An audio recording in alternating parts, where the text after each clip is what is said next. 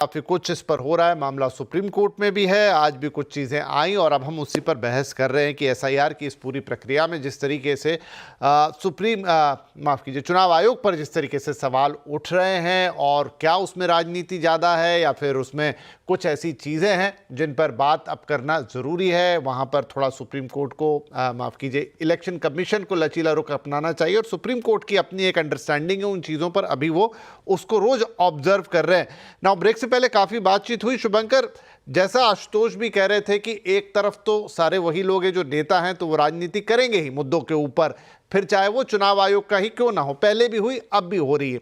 दूसरी बात यह कि जो सारी चीज़ें हैं टेक्निकल, चाहे वो फुटेज की बात हो, सीसीटीवी कैमरे की, उसका रूल बदलना या फिर पीडीएफ फाइल का मांगा जाना लेकिन नहीं दे के मैनुअली देना, ये वो चीज़ें हैं जो हो सकता है कि चुनाव आयोग अपने हिसाब से अपनी चीज़ों को अपने मद्देनज़र कर रहा हो क्योंकि उनका काम है, वो बेहतर जानते हैं, लेकिन ये मौका दे रहा है राजनीति करने का या लूपहोल्स निकाल लेने का कि भाई आपने तो हमें ये नहीं दिया तो फिर देखिए कुछ गड़बड़ होगी, हमने आपसे पीडीएफ मांगी थी आपने नहीं दी मतलब गड़बड़ है, आपने 45 दिन का रूल करवा दिया सीसी फुटेज नहीं दी मतलब गड़बड़ है। आप इसे राजनीति समझें या फिर एक आरोप माने? विपिन जी, मैं सबसे पहले तो आशुतोष जी ने जो बलराज मधोक और लालकृष्ण आडवाणी जी की बात की उसका जवाब देना चाहूंगा। चाहे बलराज मधोक जी या आडवाणी जी दोनों एक तहत प्रक्रिया के वो उन्होंने हाईकोर्ट और सुप्रीम कोर्ट को अप्रोच किया और जब वो हाईकोर्ट और सुप्रीम कोर्ट गए होंगे तो पक्का हलफनामा दिया होगा, बिना हलफनामा के नहीं गए होंगे। That is number one. Second is कि जो बात हो रही है कि 45 दिन के अंदर 45 दिन के बाद फुटेज क्यों नहीं दिया जाए, तो उसी रिप्रेजेंटेशन ऑफ पीपल्स एक्ट के तहत ये है कि आपको अगर कोई भी ऑब्जर्वेशन है इलेक्शन से रिलेटेड तो वो 45 डेज के अंदर आपको फाइल करना पड़ता है। अगर आप 45 दिन के अंदर फाइल कर दीजिएगा तो एविडेंस प्रिजर्व कर दिया जाएगा। अगर आप 45 दिन के अंदर फाइल नहीं करते हैं तो एविडेंस को प्रिजर्व करने की कोई जरूरत नहीं है। ऐसा नहीं हो सकता कि कोई नियम उसी कानून के तहत, कोई नियम जो हमें अच्छा लगे हम उसके लिए अच्छे से उसको मान लें और जो नियम हमारे फेवर का ना हो हम उसकी लानत मनादत करते रहें। तीसरी बात आपकी आ जाती है सर्चेबल डाटाबेस की और चौथी बात है ट्रांसपेरेंसी की। इन दो मुद्दों पे मैं आशुतोष जी और अमिताभ जी के साथ हूं। चूंकि एक संस्था जिसका बहुत ही महत्वपूर्ण रोल भारत में डेमोक्रेसी को बचा के रखने के लिए है, उसके ऊपर अगर इस तरीके की बेबुनियाद बातें की जाए और उसके ऊपर आरोप लगाकर उसका चरित्र हरण करने की कोशिश की जाए जिसका असर सिर्फ और सिर्फ हमारे देश की डेमोक्रेसी के ऊपर पड़ता है, तो इस समय चुनाव आयोग को कानून के पीछे ना जाकर उनको चाहिए कि जिस तरीके से उन्होंने वोटिंग मशीन ईवीएम सामने रख दिए थे वैसे ये सारी चीजें सामने रख दे, पीडीएफ दे अगर कोई गलत नहीं है, और अगर गलती है तो ये भी सोचना पड़ेगा कि विपक्ष और पक्ष इस देश में सिर्फ फिक्स नहीं है। अगर केंद्रीय तरीके से देखें तो भाजपा पक्ष में है और कांग्रेस और बाकी पार्टियां अगर विपक्ष में हैं, तो कई सारे राज्य ऐसे हैं जहां भाजपा विपक्ष में है और कांग्रेस और उनके गठबंधन पक्ष में है। तो जब एक इसी बात की वजह से कर्नाटक में रंजना जी को आज कल उन्होंने बात उठाई और उनको सत्ता से और कुर्सी से हटा दिया गया। तो आपको पक्ष और विपक्ष का जो संतुलन है आप रखिए अपने पास, बट चुनाव आयोग को चाहिए कि इस समय सारी चीजें जितनी ज्यादा ट्रांसपेरेंट हो सके उतनी ज्यादा ट्रांसपेरेंट करे। अन्यथा मैं आपको याद दिलाऊं दोबारा, ये कोशिश वही है जिस तरीके से हमारे पड़ोसी देशों में और गल्फ के कई सारे देशों में कोशिश की गई, इजिप्ट में कोशिश की गई कि सरकार और संस्थाओं की विश्वसनीयता पर आप प्रश्न उठाएं, उनको डिस्क्रेडिट करें और किसी भी तरीके से आप सत्ता परिवर्तन करें। जो आज की डेट में जियोपॉलिटिक्स चल रही है, जिस तरीके से अमेरिका गेम खेल रहा है, उसमें आप इस चीज की संभावना से इनकार नहीं कर सकते हैं। आशुतोष जी क्विक टिप्पणी। हाँ, आप कुछ कहना चाह रहे हैं लेकिन क्विकली। देखिए, मैं एक बात ये कहना चाहता हूं, चुनाव आयोग की विश्वसनीयता पर कितने गहरे सवाल खुद सत्ता पक्ष में मौजूद टीडीपी ने लगाए हैं। टीडीपी ने तो यहां तक कह दिया है कि जो आप वोटर लिस्ट देते हैं उस वोटर लिस्ट की सीएजी के नेतृत्व में थर्ड पार्टी ऑडिट करे।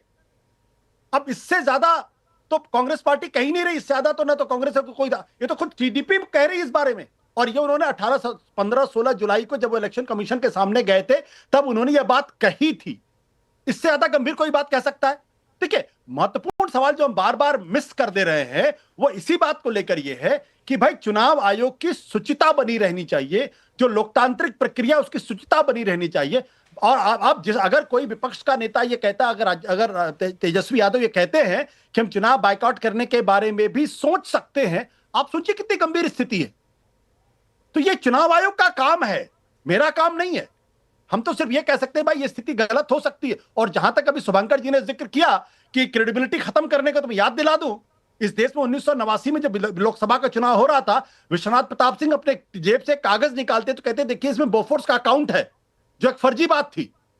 तो चुनाव सत्ता पक्ष को डिस्क्रेडिट करने का काम कौन लोग करते हैं, किस वजह से करते हैं, ये सब जानते हैं। इसलिए इस डिबेट में नहीं पड़ना चाहिए। चुनाव आयोग संवैधानिक संस्था है, वो राजनीति से ऊपर है, और उसको अगर कोई अच्छा सुझाव दिया जा रहा है तो उसका पालन करना चाहिए, और उसको ध्यान रखना चाहिए कि उसकी क्रेडिबिलिटी, उसकी साख पर असर ना पड़े।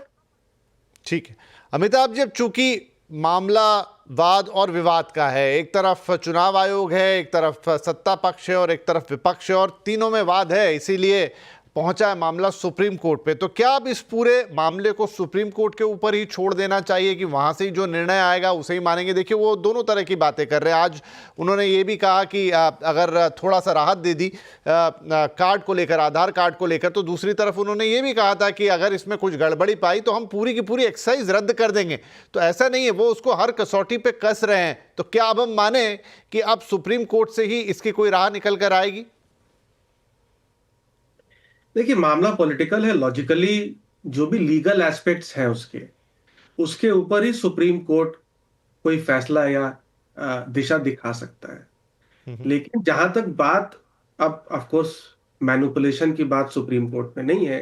जो बातें विपक्ष उठा रहा है वो सुप्रीम कोर्ट में एक पैरेलली चलेगा ही, लेकिन जैसा आशुतोष जी ने कहा एक पब्लिक कोर्ट में चलेगा वो मामला। ठीक है, सुप्रीम कोर्ट में क्या हो रहा है नहीं हो रहा है, उससे ये पब्लिक कोर्ट में जो विपक्ष एक आक्रामक रूप उसने अपनाया है ये जारी रहेगा। ठीक है, अब बात आती है कि महाराष्ट्र और कर्नाटक के जो दो आरोप हैं उससे ये जो प्रक्रिया है बहुत अलग है। आप देखिए महाराष्ट्र में और कर्नाटक में आपने पोस्ट फैक्टो एक तरह से आरोप लगाए।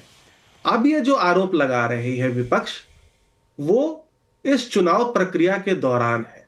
ठीक है, तो अगर विपक्ष पुख्ते सबूत लेकर के नहीं आ पाती है, जैसे 65 लाख लोगों के नाम काटे गए हैं, इसमें से अगर वो एक साइजेबल नंबर या एक डिसेंट नंबर नहीं लेकर के आ पाती है कि भाई ये लोग या तो जीवित हैं या परमानेंटली शिफ्ट नहीं हुए हैं, तो कहीं ना कहीं जो वो आरोप लगा रहे हैं मैनिपुलेशन का, वो कहीं ना कहीं न्यूट्रलाइज होता है, धूमिल होता है। तो ये महाराष्ट्र और कर्नाटक नहीं है। यहां पर आज थिंक किसी और चैनल पे डिस्कस हो रहा था, ये चीज मैं कर रहा था कि, और वहां भी आ रही थी ये बात कि भाई विपक्ष तो सड़क पे है, दिल्ली में है, सक्का जाम कर रहा है, लेकिन जो ग्राउंड पे जो वोटर एंशियस है, जो तकलीफें झेल रहा है, वो किसी यूट्यूबर को पकड़ रहा है या किसी मीडिया एनालिस्ट को पकड़ रहा है या किसी जर्नलिस्ट को पकड़ रहा है। वहां पर विपक्ष का बूथ एजेंट नहीं है शायद, या नहीं जा पा रहा है। तो ये विपक्ष को भी ध्यान रखने की बात है कि भाई इसमें से अगर बहुत ज्यादा आपने लूप होल नहीं निकाल पाए तो आप जो आरोप लगा रहे हैं वो कहीं ना कहीं उसकी जो विश्वसनीयता है वो कमजोर होगी। Time is of essence. Supreme court को भी ये कल भी डिस्कशन होना ही है। टाइम ये एसेंस का है, एसआईआर की जरूरत है। अब इसको लिंक करना है इलेक्शन के साथ, या 5 साल के एक साइकिल में अगले लोकसभा से पहले इस पूरे भारत के चुनाव लिस्ट को दुरुस्त कर लिया जाए या सफिशिएंट टाइम दिया जाए। अब ये सारे बातें जो है वो डिबेटेबल है। इलेक्शन कमीशन को अपनी पारदर्शिता जरूर इसमें बढ़ाने की जरूरत है, और जो लिस्ट मांगी भी जा रही है मेरे हिसाब से 22 लाख या 65 लाख लोगों की आपने जो नाम काटे हैं उनकी लिस्ट भी जाहिर कर देनी चाहिए। उसमें दिक्कत क्या है, और जो एरर्स होंगे आप उसको फिक्स कर सकते हैं। एक 50-50 सेकंड में मैं विजय जी और अजय जी आप दोनों से एक सवाल का जवाब चाहूँगा, और वो ये कि देखिए आप राजनीतिक पार्टियां हैं, कभी पक्ष में है कभी विपक्ष में है, लेकिन एक जो तीसरा फैक्टर है वो है देश की जनता या जो वोटर्स हैं। अब इस पूरी प्रक्रिया में सच क्या है या नहीं है, कितना आरोप है वो अलग बात है, लेकिन एक वोटर के मन में अगर कहीं शंका आ गई, उस शंका का निराकरण कैसे करिएगा? अगर उसके मन में चुनाव आयोग या इस पूरी प्रक्रिया के लिए एक आशंका जग गई तो क्या उसका तरीका हो सकता है? क्या कोई थर्ड पार्टी ऑडिट उसका तरीका हो सकता है या कोई और तरह का? एक एक करके पहले आप बोल लीजिए अजय जी। अच्छा प्रश्न है आपका अजय। विपिन जी बहुत अच्छा प्रश्न आपने किया है लोकतंत्र के लिए वाकई बहुत ही दुखदाई होगा यदि ऐसा शंका और ऐसा संदेह उत्पन्न होता है वोटर के मन में। और ये ओवरऑल जो हमने इतने सालों में आजादी पाई और लोकतांत्रिक प्रक्रिया अपनाई, इसी पर प्रश्न आ जाएगा। इसीलिए हम लोग चाहते हैं कि निष्पक्ष और पारदर्शी तरीके से चुनाव आयोग इन सारे मामलों को सिर्फ वो करे नहीं, दिखना भी उसको चाहिए। और दिखने में क्या दिक्कत है, मैं फिर कह रहा हूं, ये कांग्रेस और भाजपा का प्रश्न नहीं है, सत्ता पक्ष और विपक्ष का भी प्रश्न नहीं है, राहुल जी और मोदी जी का प्रश्न नहीं है, ये देश के उसी वोटर का प्रश्न है। और पूरी संवैधानिक प्रक्रिया पर प्रश्न न लगे, इसके लिए हम चाहते हैं कि सभी पार्टियां समय कम रह गया, विजय जी भी आए और यहाँ सभी लोग आकर के इस पर आगे आए। ये हमारा और आपका क्या है, वोटर यदि ठीक रहेगा, वोट की प्रक्रिया सही रहेगी तो लोकतंत्र पर सब लोग आस्था रखेंगे। देश राहुल गांधी जी को बिल्कुल भी सीरियस नहीं लेता। मैं बता देता हूं, 18 जनवरी को 1 करोड़ मतदाता बढ़ गए महाराष्ट्र में, ये बोलते हैं राहुल गांधी जी महाराष्ट्र के इलेक्शन में। 3 फरवरी 2025 को बोलते हैं 70 लाख बढ़ गए, फिर 7 फरवरी को बोलते हैं 39 लाख बढ़ गए। ऐसे व्यक्ति को कौन सीरियसली लेगा? और सारा देश। पर विजय जी बार बार बोलते हैं तो फिर हो सकता है लोगों के मन में आ जाए। नहीं, बिल्कुल नहीं आएगा। मतदाता पढ़ा लिखा है, इस देश का बड़ा, उसकी करोड़ों आंखें करोड़ों कान है। मतदाता इनके बहकावे में आने वाला नहीं है। चुनाव चाहते हैं कि नहीं? बार बार इनको आईना दिखा देता है भाजपा स्वच्छ और निष्पक्ष चुनाव। जी चलिए, चूंकि मेरा समय बिल्कुल समाप्त हो गया, मैं अंत सिर्फ इस एक लाइन से करूंगा विजय जी भी और अजय जी भी, कि देखिए ये सब क्योंकि राजनीति का हिस्सा भी है, चलता रहेगा, लेकिन जो चुनाव आयोग है एक संवैधानिक संस्था है, उसकी गरिमा बनी रहनी चाहिए, उस पर सबका विश्वास बना रहना चाहिए। और वो कायम करने के लिए क्या उपाय हो सकते हैं वो आप लोगों को मिलकर एक बार सोचना चाहिए, ताकि किसी के मन में उसे लेकर कोई शंका ना आए। चाहे कोई झूठ बोल रहा है तो फिर उसका पर्दाफाश हो, और कोई आरोप लगा रहा है तो वो अपने तथ्यों को लेकर सामने आए। फिलहाल इसी बात के साथ इस चर्चा को विराम देंगे। सभी का यहाँ पर शामिल होने के लिए बहुत बहुत धन्यवाद। नमस्कार।